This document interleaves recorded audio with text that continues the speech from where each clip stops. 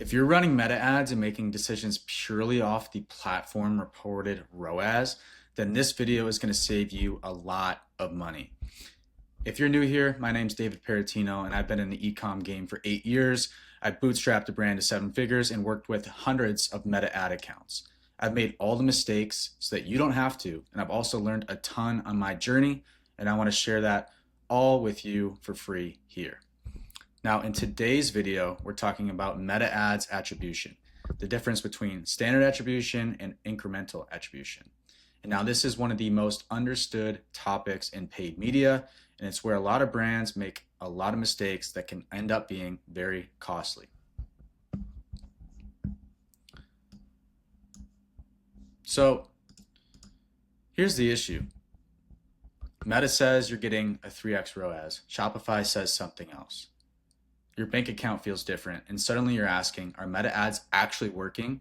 Or am I just paying for demand that already exists, and is Meta just taking credit for that purchase? The confusion there comes from attribution models, and if you don't understand them, you'll either underspend when things are working well, or you'll overspend in unprofitable growth. And that's something that I see all the time. So let's break this down very simply. First, what is standard attribution? This is what Meta reports by default. Meta uses a 7-day click, 1-day view attribution window. That means if someone clicks an ad within 7 days and makes a purchase, Meta takes credit. If someone views an ad and converts within 1 day or 24 hours, Meta also takes credit for that purchase. That sounds reasonable, right?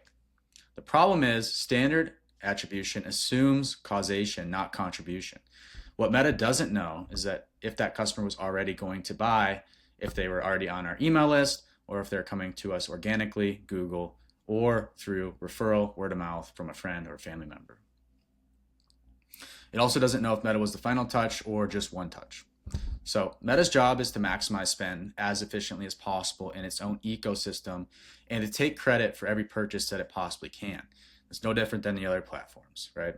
All these ad platforms, whether it's Meta, Google, TikTok, Snapchat, Pinterest, Google, right? Or even email platforms like Klaviyo, they all over-attribute revenue. So it's very important that you know the nuances. And if you're an expert in that field, or if you're working with an expert or a media buyer or a growth marketer, it's very important that you as the business owner or the brand owner or the media buyer know the difference in attribution and know how each channel is reporting that revenue. So standard attribution is directional. It's never the truth.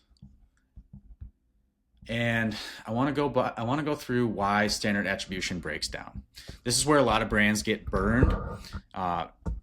If a brand is specifically using Meta to make decisions, Meta ROAS to make decisions, it can cannibalize email and organic. It can over attribute credit to retargeting. So if your brand has a big organic presence, it can over attribute the purchases to that retargeting pool that Meta has built up. And as a result, you can think that you're profitable even though you're not. So this is especially dangerous during sale periods. Think, the most obvious one is Black Friday, Cyber Monday, but any other sale period that you're running throughout the year. This can be dangerous if you have a high returning customer volume, or if you have, any other sale moment throughout the year outside of, the typical Black Friday, Cyber Monday. So Meta will happily take credit for your demand that your brand has already created. So next, let's talk about incremental attribution. Now, incrementality answers a different question. And that question is, would this conversion have happened without meta ads? That's it. Incremental attribution focuses on lift, not credit. Instead of asking how many conversions did Meta track, we ask how much additional revenue did Meta actually drive? This is where things like holdout tests, geo-testing, budgets, on and off tests, blended marketing efficiency rating analysis all start to matter more than in-platform ROAS. So there's a few brands that I'm working with where we're doing geo holdout tests, and that's one example where you can turn off specific states or regions or provinces and see what impact that has compared to the control group of states, and see the impact that it has on revenue and on order volume, on revenue, on new customer volume, on returning customer volume, right? So I want to give you a real life example here. Imagine a brand is doing 180K on Shopify and they're spending 47K in ad spend. Meta reports a 2.8x ROAS, blended marketing efficiency ratings at 3.8. Now, if you turn down Meta 50% and revenue drops 40%, that's incrementality. If revenue drops by 5%, that means Meta was mostly capturing demand, not creating it. This insight from an incrementality test determines how aggressive you scale, how you set budgets and bid caps, cost caps, target ROAS goals, and how you forecast cash flow and inventory. That's why I care much more about contribution margin, dollars, rather than in-platform ROAS. Here's how I'm using it in practice. So I use meta attribution for optimization, not decision making. I use blended metrics for financial decisions. For brands that have a large organic or owned audience or repeat purchase base, I test into incrementality using geo holdout studies and tracking tools like Triple Whale or Northbeam to test incrementality. So for brands that are newer or have little to no repeat purchase rate, you don't really have to run an incrementality test, because if you're not running any ads outside of Meta, which is typically where brands start, it's very clear to see the impact that Meta has on revenue. So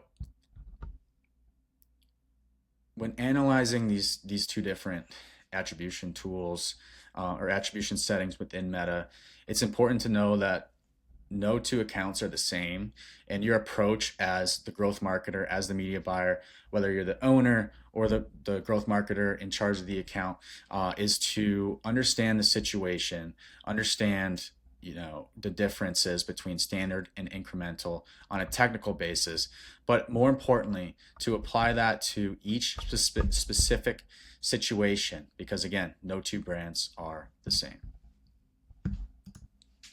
So here's the key takeaway. Standard attribution is useful, and that's what I have most of my accounts on, but it's dangerous if you take it literally.